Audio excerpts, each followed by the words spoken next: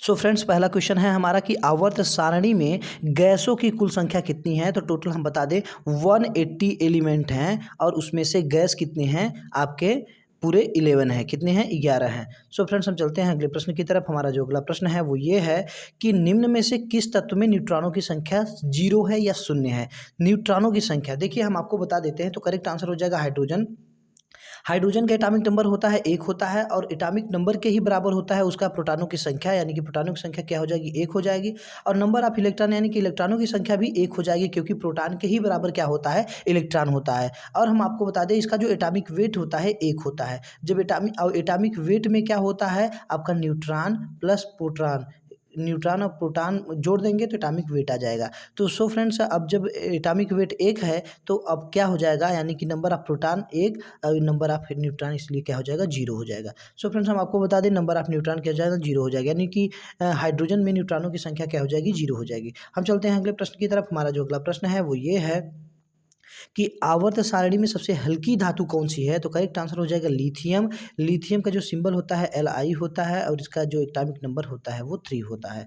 हम चलते हैं अगले प्रश्न की तरफ। हमारा जो अगला प्रश्न है वो ये है हमारा जो अगला प्रश्न है ये है कि सर्वाधिक गैसीय तत्वों वाला जो वर्ग है वो कौन सा है। देखिए गैसीय तत्व वाला, गैस तो होते हैं लगभग, मतलब कि किसी इस ग्रुप में उस ग्रुप में, लेकिन किस ग्रुप में पूछ रहा है, किस ग्रुप में सबसे ज़्यादा गैस होता है। तो जो 18 नंबर का ग्रुप होता है जिसे हम लोग इनर्ट ग्रुप बोलते हैं या फिर उत्कृष्ट ग्रुप बोलते हैं या फिर जीरो ग्रुप बोलते हैं, तो उसी को कहते हैं क्या, कि उसमें जितने होते हैं उसमें कितने एलिमेंट होते हैं? हीलियम होता है, नियॉन होता है, आर्गन होता है, क्रिप्टॉन होता है, ज़ेनॉन होता है, रेडॉन होता है। तो ये सभी क्या पाए जाते हैं? ये सभी गैस हैं।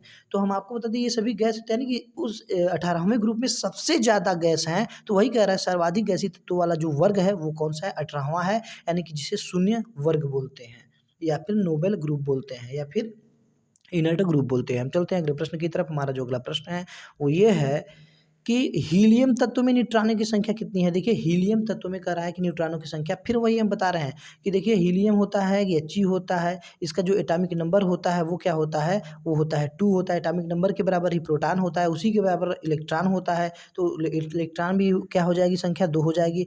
अब जो अब एटॉमिक वेट होता है वो होता है 4 होता है। तो इसलिए नंबर ऑफ न्यूट्रॉन जो हो गए इसमें 2 होते हैं, तो 2 और 2 मिला के कितने हो जाएंगे? 4 हो जाएंगे। यानी कि एटॉमिक वेट निकालना है तो नंबर ऑफ प्रोटॉन और नंबर ऑफ न्यूट्रॉन निकाल के दोनों जोड़ दीजिए, आ जाएगा आपका एटॉमिक वेट आ जाएगा। So friends, neutron plus proton is equal to weight, क्या हो जाएगा? वेट हो जाएगा। Atomic weight is equal to क्या हो जाएगा? Neutron plus proton. So friends, इसका करेक्ट आंसर हो जाएगा 2 हो जाएगा। हम चलते हैं अगले प्रश्न की तरफ। हमारा जो अगला प्रश्न है वो ये है हमारा अगला प्रश्न ये है कि यहाँ पर पूछ रहा है कि कौन सी अक्रिय गैस, कह रहा है कि कौन सी अक्रिय गैस हमारे वायुमंडल में नहीं पाई जाती है। तो हमको बताएं आपको अक्रिय गैस किस में पाई जाती है? 18वें ग्रुप में पाई जाती है। तो 18वें ग्रुप में क्या था कि जो रेडान था, क्या था? रेडान था। वो क्या है कि वो जो गैस है एक ऐसा गैस है कि जो रेडियो एक्टिव है और अपने वायुमंडल में नहीं पाई जाती। सो फ्रेंड्स, करेक्ट आंसर हो जाएगा रेडान हो जाएगा। हम चलते हैं अगले प्रश्न की तरफ। हमारा जो अगला प्रश्न है वो ये है कि अक्रिय गैसों में देखिए सबसे इम्पोर्टेंट 18वां ग्रुप है। इम्पोर्टेंट 18वें ग्रुप से ही बहुत ज़्यादा क्वेश्चन पूछे जाते हैं। आरआरसी ग्रुप डी में अपने पूछे जा रहे हैं। अक्रिय गैसों में मुक्त इलेक्ट्रॉनों की संख्या कितनी है। देखिए मुक्त इलेक्ट्रॉन क्या होता है?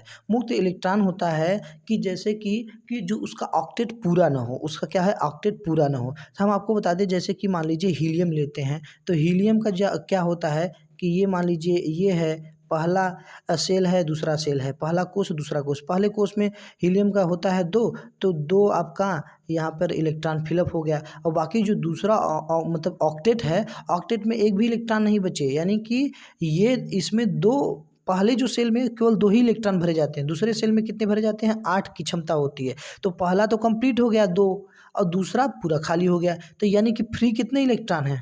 यानी कि फ्री कितने हैं? जिसमें ऑक्टेट पूरा नहीं होता उस सेल में जितने इलेक्ट्रॉन होंगे वही फ्री इलेक्ट्रॉन कहे जाते हैं। तो इसमें फ्री इलेक्ट्रॉन कितने हैं? तो 0 हैं। इसमें क्यों? क्योंकि इसका एटॉमिक नंबर ही क्या होता है? 2 होता है।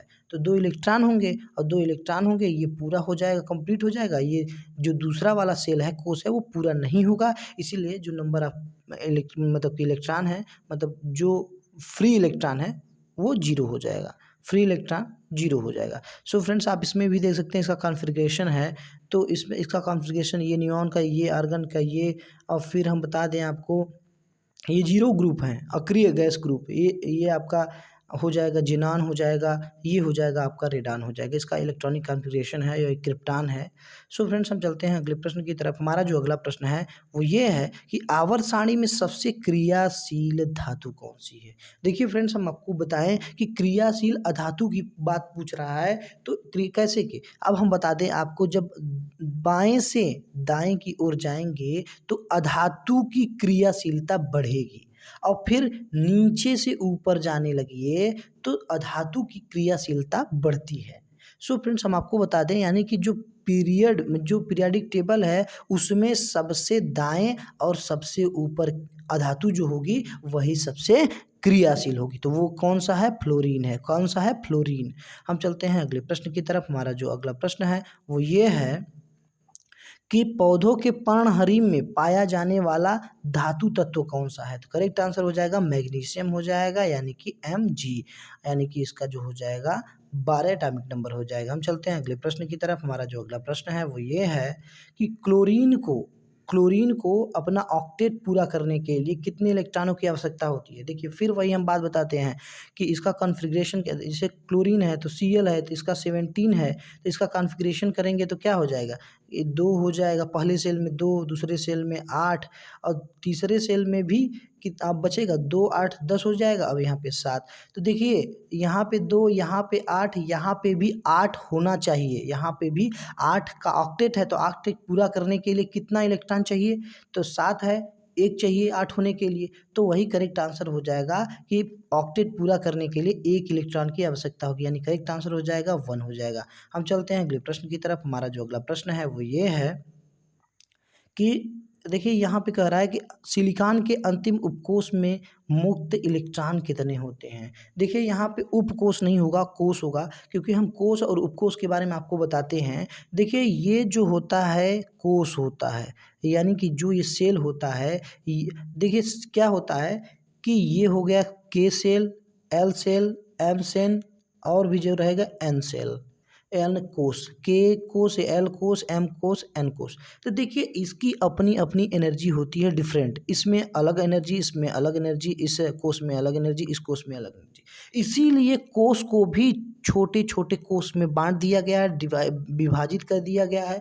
इसी कोष को, इसी छोटे छोटे कोष को उपकोष कहते हैं, जिसे हम लोग किससे दर्शाते हैं, एस से दर्शाते हैं, पी, एस, पी, डी और एफ। ये क्या है, ये सब उपकोष हैं, ये सब उपकोष हैं। तो ये कह रहा है कि सिलिकॉन का उपकोष, देखिए इलेक्ट्रॉनिक कॉन्फ़िगरेशन बनाए हैं हम, तो अगर देखिए सिलिकॉन का होता है एटॉमिक नंबर 14, और फिर इसमें क्या हो जाएगा, 2 हो जाएगा, आपका 8 हो जाएगा, बचेगा 4। देखिए ये कंप्लीट है ऑक्टेट, ये दूसरा कोष का ऑक्टेट पूरा है। तीसरे ऑक्टेट में ऑक्टेट 8 का होता है तो 4 ही है, तो बचेगा कितना, यानी कि इसका 4 इलेक्ट्रॉन और चाहिए, 4 इलेक्ट्रॉन और चाहिए इसको पूरा करने में। तो इसका मतलब ये जो है, ये इस तीसरे वाले मतलब कि सेल में, कोष में कितने इलेक्ट्रॉन हैं, 4 है, तो यही फ्री इलेक्ट्रॉन होते हैं। तो अगर यहाँ पर कोष पूछे तब, लेकिन ये कह रहा है उपकोष। उपकोष क्या होता है, SPDF होता है। तो SPDF में जब कॉन्फ़िगरेशन करेंगे हम तो ये होगा। देखिए तो लास्ट में क्या है, यहाँ कह रहा है फ्री, मतलब 3p2, क्या है 3p2। हम आपको बता दें कि देखिए 3p2 कह रहा है, तो इसका मतलब क्या कह रहा है कि यानी कि जो p इसका अंतिम उपकोष क्या है, p है, तो p में कितने मुक्त इलेक्ट्रॉन हैं, 2 हैं। कितने हैं, 2 हैं। सो फ्रेंड्स ये करेक्ट आंसर हो जाएगा 2। और कोष के अंतिम कोष पूछे, अंतिम कोष में कितने मुक्त इलेक्ट्रॉन होते हैं, तो वो हो जाएगा आपका 4। और जो उपकोष पूछे कि अंतिम उपकोष, उसमें 2। सो फ्रेंड्स हम चलते हैं अगले प्रश्न की तरफ। हमारा जो अगला प्रश्न है वो ये है कि सोडियम का परमाणु क्रमांक कितना होता है, तो 11 होता है। इसका सिंबल जो होता है इस तरीके से होता है, Na। अब हम चलते हैं अगले प्रश्न की तरफ। हमारा जो अगला प्रश्न है कि आधुनिक आवर्त सारणी की खोज किसने की थी, तो हेनरी मोजले ने की थी। हेनरी मोजले ने की थी, जो कि एटॉमिक नंबर के बढ़ते क्रम पर आधारित है। हम चलते हैं अगले प्रश्न की तरफ। हमारा जो अगला प्रश्न है वो ये है कि आधुनिक आवर्त सारणी में तत्वों के किसके बढ़ते क्रम में है, किसके बढ़ देखिए वही क्वेश्चन आ गया, रखा गया है, किसके बढ़ते क्रम में रखा गया है, तो जो हमारा करेक्ट आंसर हो जाएगा वो हो जाएगा परमाणु क्रमांक के, यानी कि परमाणु क्रमांक के बढ़ते क्रम में रखा गया है। और जो मेंडलीव का था वो एटॉमिक वेट के बढ़ते क्रम में रखा गया है। हम चलते हैं अगले प्रश्न की तरफ। हमारा जो अगला प्रश्न है वो क्या है कि पी उपकोष में कितने इलेक्ट्रॉन होते हैं। देखिए हम आपको बता दें कि देखिए कोष क्या होता है, के होता है, जैसे इस तरीके से ये हो गया सेल, ये हो गया, तो ये के हो गया, एल हो गया, एम हो गया और हो जाएगा एन हो जाएगा। सो फ्रेंड्स हम आपको बता देते हैं, हम आपको बता दें कि अब ये हो गया। अब कोष को भी छोटे छोटे मतलब कि कोष में बांट दिया जाएगा तो वो उपकोष होगा, जैसे एस एफ डी हम बताए थे, एस पी डी एफ। तो अब देखिए उसमें भी मतलब कि क्या होते हैं, इलेक्ट्रॉन होते हैं। एस में मैक्सिमम आप रख सकते हैं 2 रख सकते हैं, और पी में रख सकते हैं मैक्सिमम तो 6 रख सकते हैं इलेक्ट्रॉन, और डी की जो कैपेसिटी है इलेक्ट्रॉनों को रखने की वो 10 होती है। और अगर मतलब कि एफ की बात करें तो 14 इलेक्ट्रॉन रख सकते हैं, यहाँ पे मान लीजिए एफ है। सो फ्रेंड्स हम आपको बता दें वही उपकोष की जो डिफिनेशन है वो हम आपको बता रहे हैं कि देखिए क्या कह रहा है कि हर कोष में यानी जितने भी कोष होते हैं, यानी कि के एल एम एन जो कोष है उसमें ऊर्जा समान नहीं होती, सब में अलग अलग होती है। के कोष में डिफरेंट एनर्जी, एल कोष में डिफरेंट एनर्जी, एम कोष में डिफरेंट एनर्जी, इसीलिए कोषों को भी छोटे छोटे कोष में विभाजित किया है जिन्हें उपकोष के नाम से जानते हैं, जिन्हें उपकोष के नाम से भी जानते हैं। सो फ्रेंड्स तो इसमें देखिए इसमें करेक्ट आंसर पूछ रहा है कि पी में, तो पी में कितने हैं 6, यानी कि पी में कितने मैक्सिमम इलेक्ट्रॉन फिलअप कर सकते हैं, तो 6 रख सकते हैं 6, तो करेक्ट आंसर हो जाएगा 6।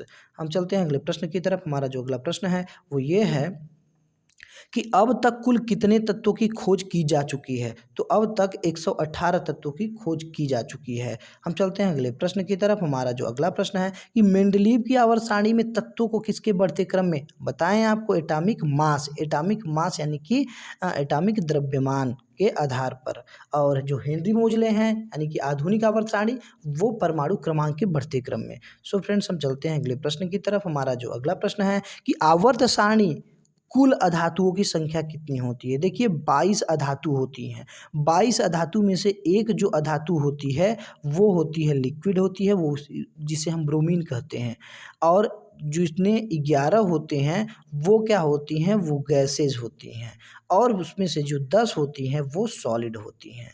आप इतना जान लीजिए, तो कितना हो गया आपका, 1 हो गया लिक्विड, 11 हो गया गैसेज, और 10 हो गया आपका ठोस यानी कि सॉलिड। इतने अधातु होते हैं, 22 अधातु, 22 अधातु में से लिक्विड गैस और सॉलिड में बटे हुए हैं। सो फ्रेंड्स हम चलते हैं अगले प्रश्न की तरफ। हमारा जो अगला प्रश्न है वो ये है कि कौन सी अधातु सामान्यतः द्रव अवस्था में पाई जाती है। तो हम आपको बताएं कि जो एक ही ऐसा अधातु है जो लिक्विड फॉर्म में है, वह भी है ब्रोमीन। ब्रोमीन है, क्या है, ब्रोमीन है, क्या है, ब्रोमीन है, जिसका एटॉमिक नंबर है वो 35।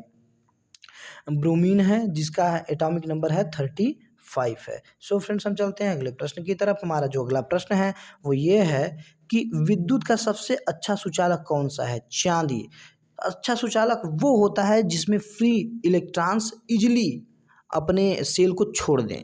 सो फ्रेंड्स हम चलते हैं अगले प्रश्न की तरफ। हमारा जो अगला प्रश्न है वो ये है कि सौर सेलों में प्रयोग क्या किया जाता है, यानी कि सोलर पैनल में क्या प्रयोग किया जाता है। सिलिकॉन, सिलिकॉन यानी कि Si, जिसे सेमीकंडक्टर बोलते हैं, इसका एटॉमिक जो नंबर है वो 14 है। हम चलते हैं अगले प्रश्न की तरफ। हमारा जो अगला प्रश्न है वो ये है कि तारों में सबसे ज़्यादा क्या पाया जाने वाला तत्व क्या है, वो हाइड्रोजन है, उसके बाद हीलियम है। अब हम चलते हैं अगले प्रश्न की तरफ। हमारा जो अगला प्रश्न है वो ये है कि सूर्य किन तत्वों से मिलकर बनता है, तो हाइड्रोजन और हीलियम। हाइड्रोजन सबसे ज़्यादा पाया जाता है, उसके बाद हीलियम। इन दोनों का फ्यूजन होता है, संलयन होता है, तब जाकर इतनी ट्रेमेंडियस अमाउंट में, बहुत ज़्यादा अमाउंट में एनर्जी प्रोड्यूस होती है। सो फ्रेंड्स हम चलते हैं अगले प्रश्न की तरफ। हमारा जो अगला प्रश्न है वो ये है कि ब्रह्मांड में सबसे हल्की गैस कौन सी। देखिए ब्रह्मांड में पूछे तो हाइड्रोजन, ब्रह्मांड में पूछे तो हाइड्रोजन पूछे, अगर वायुमंडल में पूछे तो हीलियम, वायुमंडल में पूछे तो हीलियम, क्योंकि हाइड्रोजन नहीं पाया जाता है। मतलब कि हम चलते हैं अगले प्रश्न की तरफ। हमारा जो अगला प्रश्न है ये है कि मानव शरीर में सर्वाधिक उपस्थित तत्व कौन सा है, तो ऑक्सीजन है। कौन सा है, ऑक्सीजन है। हम चलते हैं अगले प्रश्न की तरफ। हमारा जो अगला प्रश्न है, हमारा जो अगला प्रश्न है वो ये है कि हमारे जो वायुमंडल में कौन सी गैस सबसे ज़्यादा पाई जाती है, तो नाइट्रोजन पाई जाती है। हम देख लेते हैं परसेंटेज। नाइट्रोजन कितनी 78% पाई जाती है, 78%, ऑक्सीजन 21%, आर्गन जो है 0.9%, कार्बन डाइऑक्साइड जो है 0.03%, 0.03% पाई जाती है। सो फ्रेंड्स, हम चलते हैं अगले प्रश्न की तरफ। हमारा जो अगला प्रश्न है वो ये है कि फास्फोरस का परमाणु क्रमांक कितना होता है। तो सिलिकॉन के बाद ही फास्फोरस होता है, यानी कि पी, यानी कि पी इसका सिंबल है। फास्फोरस 15 एटॉमिक नंबर है। यानी हम चलते हैं अगले प्रश्न की तरफ। हमारा जो अगला प्रश्न है वो ये है कि दूध में सर्वाधिक मात्रा में पाए जाने वाला जो तत्व है वो कौन सा है, तो कैल्शियम है। कैल्शियम यानी कि एटॉमिक नंबर जो हो जाएगा इसका 20 हो जाएगा और सिंबल जो हो जाएगा Ca हो जाएगा। हम चलते हैं अगले प्रश्न की तरफ। हमारा जो अगला प्रश्न है वो ये है कि सबसे चमकदार एवं कठोर अधातु कौन सा है। देखिए, इसमें दो भी हो जाता है कि जैसे कि पहला पूछ लेगा, इसमें मतलब कि देखिए हम आपको बता देते हैं, इसमें मतलब टोटल अधातु के बारे में हम बताए थे आपको। टोटल अधातु के बारे में क्या कि 22 अधातु होती हैं। अगर इसमें उसी में एक जो है अधातु वो द्रव होती हैं, 10 अधातु जो होती है ठोस होती हैं, और 11 अधातु जो होती हैं वो गैस के फॉर्म में होती हैं। हम यहाँ पूछ रहे हैं सबसे चमकदार और कठोर जो होती हैं। देखिए यहाँ अलग अलग क्वेश्चन है। सबसे चमकदार धातु पूछे तो रेडियम, सबसे मतलब कि चमकदार और सबसे कठोर प्रकृति में पाए तो डायमंड होता है, जो कि कार्बन का एलिमेंट होता है। सो फ्रेंड्स, ये अलग अलग है क्वेश्चन। इसमें जिस हिसाब से पूछेगा उस हिसाब से इसमें हम मिक्स कर दिए हैं। तो और रेडियम की बात करेंगे और डायमंड की बात करेंगे। सो फ्रेंड्स, हम चलते हैं अगले प्रश्न की तरफ। तो अगला जो हमारा प्रश्न है वो ये है कि आधुनिक आवर्त सारणी में आवर्तों की संख्या कितनी है। तो करेक्ट आंसर हो जाएगा 7 हो जाएगा। हम आपको बताए थे कि 7 पीरियड और 18 यानी कि 18 ग्रुप। हम चलते हैं अगले प्रश्न की तरफ। हमारा जो अगला प्रश्न है वो ये है कि आधुनिक आवर्त सारणी में वर्गों की कुल संख्या कितनी होती है, वही बताएं आपको 18 हो जाएगा। हम चलते हैं अगले प्रश्न की तरफ। हमारा जो अगला प्रश्न हो जाएगा वो ये है कि आवर्त सारणी में ठोस अधातुओं की संख्या, ये भी हो गई आपका 10 हो गया। हम चलते हैं अगले प्रश्न की तरफ। हमारा जो अगला प्रश्न है वो ये है, आवर्त सारणी में सबसे हल्की गैस कौन सी है। तो आवर्त सारणी में सबसे, देखिए ब्रह्मांड की बात करें तो वो हाइड्रोजन हो जाए, क्योंकि उसका एटॉमिक नंबर हो जाएगा 1 हो जाएगा, और हीलियम का जो हो जाएगा वो 4 होता है। सो फ्रेंड्स, अगर आवर्त सारणी में सबसे हल्की गैस कहे तो आपका देखिए जो हाइड्रोजन है वो एक्सेप्शन है, इसीलिए ग्रुप 1 में रखा गया है, इसीलिए ग्रुप 1 में रखा गया है। और अगर आप ग्रुप ए की बात करेंगे तो वो एल्कली मेटल का ग्रुप है, वो एल्कली मेटल का ग्रुप है, वो किसी गैस का ग्रुप नहीं है। सो हाइड्रोजन हीलियम में बहुत कन्फ्यूजन होता है, इसीलिए आप अगर पूछे तो सबसे हल्की गैस तो आप मतलब कि ब्रह्मांड में पूछे, यूनिवर्स में पूछे तो हाइड्रोजन दीजिएगा, अगर वायुमंडल में पूछे तो हीलियम दीजिएगा। सो फ्रेंड्स, हम चलते हैं अगले प्रश्न की तरफ। हमारा जो अगला प्रश्न है वो ये है कि परमाणु तत्व की संख्या 19 है, तो ये किस ब्लॉक में स्थित है। देखिए, परमाणु संख्या 19 यानी कि पोटेशियम, ये पोटेशियम है। पोटेशियम होता है क्या, फर्स्ट ग्रुप में होता है। फर्स्ट ग्रुप किसमें आता है, एस ब्लॉक में आता है। सो फ्रेंड्स, हम चलते हैं अगले प्रश्न की तरफ। हमारा अगला प्रश्न है ये कि उन तत्व को क्या कहा जाता है जिसमें समान संख्या में प्रोटॉन और भिन्न संख्या में न्यूट्रॉन होते हैं। यानी कि देखिए समस्थानिक, जिसको आइसोटोप कहते हैं, समस्थानिक कहते हैं, उसमें क्या होता है, मतलब कि समान संख्या में प्रोटॉन होता है और जो न्यूट्रॉन होते हैं वो अलग अलग होते हैं। हम चलते हैं अगले प्रश्न की तरफ। हमारा जो अगला प्रश्न है वो ये है, ये कह रहा है कि सबसे पहले किस वैज्ञानिक ने तत्वों का वर्गीकरण किया था। तो डोबेरिनर ने किया था, सबसे पहले डोबेरिनर ने किया था। कि उन्होंने कहा था कि 3 तत्वों का त्रिक बनाया जाएगा। मतलब देखिए, वो उन्होंने क्या कहा था कि जैसे 3 तत्व है, ये मतलब त्रिक नियम बना दिए कि जैसे 3 तत्व हैं तो 3, और उनका जो मतलब कि उनको रख दीजिए एटॉमिक मास के बढ़ते क्रम में, मतलब कि आरोही क्रम में, बढ़ते क्रम में रख दीजिए। और फिर ये क्या बोलें कि जैसे कि ये जो बीच वाला एलिमेंट का जो द्रव्यमान होगा और किनारे किनारे वाले द्रव्यमान के औसत के बराबर, किनारे द्रव्यमान के औसत के बराबर होगा ये बीच वाले का द्रव्यमान। समझ रहे हैं ना आप, मतलब कि ये बोलें, डोबेरिनर जी बोलें कि जो बीच वाले का द्रव्यमान है, यानी कि बीच वाले एलिमेंट का द्रव्यमान है किनारे किनारे वाले द्रव्यमान के औसत के बराबर, किनारे वाले द्रव्यमान के औसत के बराबर होगा, ये बीच वाले का द्रव्यमान। इसी को हम लोग मतलब इसी को डोवेरी एनर्जी 3 तत्व बनाए, बट ये ज़्यादा मतलब ट्रिक तत्व नहीं बना पाए, 3 तत्वों का ट्रिक नियम नहीं बना पाए। सो इनका जब उस समय क्या था, एटॉमिक मतलब कि जो तत्व थे, एलिमेंट थे, बहुत कम खोजे गए थे, इसीलिए इनका मतलब ये काम किया था उस समय। उसके बाद वो काम नहीं किया क्योंकि उसके बाद ढेर सारे एलिमेंट खोजे गए। सो फ्रेंड्स, हम चलते हैं अगले प्रश्न की तरफ। हमारा जो अगला प्रश्न है वो ये है कि किस वैज्ञानिक ने तत्वों से संबंधित अष्टक नियम दिए थे? तो न्यूलैंड ने दिए थे। डोबेरिनर के बाद न्यूलैंड ने दिए थे अष्टक नियम सारेगामापा के हिसाब से। उस हिसाब से हम चलते हैं अगले प्रश्न की तरफ। हमारा जो अगला प्रश्न है वो ये है कि किस वैज्ञानिक ने सबसे पहले आवर्त सारणी का निर्माण किया था? तो आवर्त सारणी का सबसे पहले निर्माण किया था कौन? मेंडलीव ने किया था। उस समय कितने थे? पूरे 63 एलिमेंट खोजे गए थे। सो फ्रेंड्स, हम चलते हैं अगला प्रश्न, वो भी एटॉमिक मास के अकॉर्डिंग। हम चलते हैं अगले प्रश्न की तरफ। हमारा जो अगला प्रश्न है ये है कि आवर्त सारणी में जो पहला तत्व है वो हाइड्रोजन है, यानी कि 1 एटॉमिक नंबर। सो फ्रेंड्स, हम चलते हैं अगले प्रश्न की तरफ। हमारा जो अगला प्रश्न है वो ये है कि आवर्त सारणी के जो अंतिम तत्व है वो क्या है? देखिए, अंतिम जो तत्व है वो 18वें ग्रुप का एकदम लास्ट का है, UUO, अनअनआक्टियम। समझ गए? अनअनआक्टियम या फिर पढ़िए उनुनाक्टियम। सो फ्रेंड्स, हम चलते हैं अगले प्रश्न की तरफ। इसका जो वो है 118, एटॉमिक नंबर 118 है, क्योंकि 118 एलिमेंट खोजे गए हैं तो लास्ट वाला तो यही होगा ना।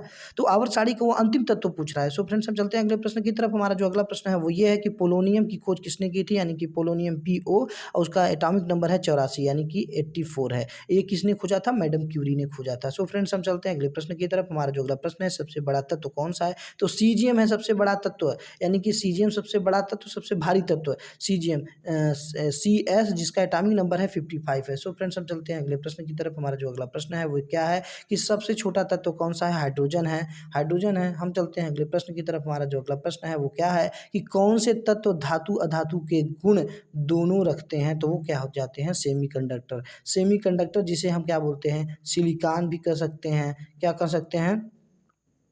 तो वो क्या हो जाएगा?